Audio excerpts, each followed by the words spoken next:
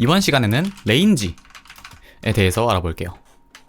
레인지 같은 경우에는 특히 포문이랑 같이 쓰이는데 왜 이렇게 포문이랑 같이 쓰이는지에 대해서도 알게 될 거예요.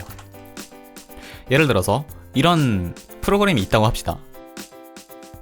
자, 1부터 100까지 더한 값을 구하는 프로그램을 작성하는 겁니다.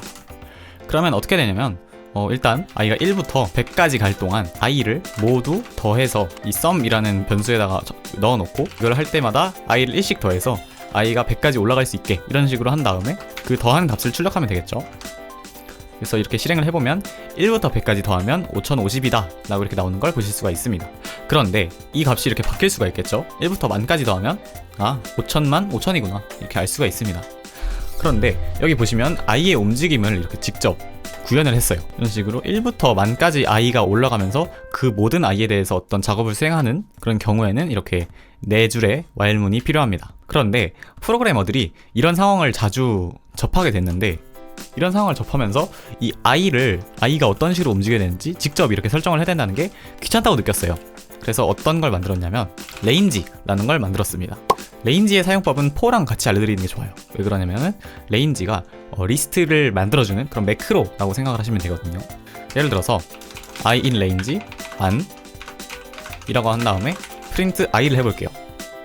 그러면 1부터 만까지의 숫자를 전부 다 출력하는 그런 프로그램을 만드신 게 됩니다.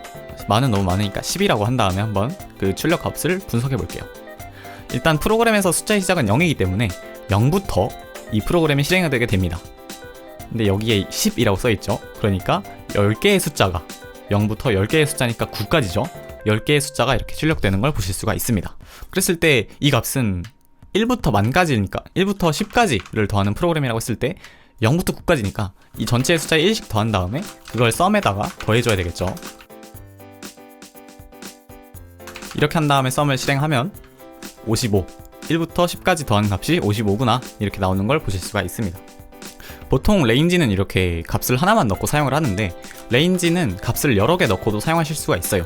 이 레인지는 리스트라는 걸로 캐스팅을 해가지고 사용할 수가 있는데 예를 들어서 10이라고 한 다음에 그걸 프린트를 해보면 0부터 9까지의 값을 이렇게 10개죠. 10개의 값을 1씩 늘려가면서 담은 리스트를 출력하는 걸 보실 수가 있습니다. 이게 아니라 여기에 어떤 값이 이렇게 2개가 들어가 있으면 2부터 그 숫자까지 이렇게 시작값을 설정한 다음에 그걸 리스트로 만든 걸 보실 수가 있습니다. 그런 다음에 3개의 값을 사용하시면은 이렇게 그 처음 값부터 마지막 값까지 3씩 띄면서 이렇게 리스트를 만든 걸 보실 수가 있습니다.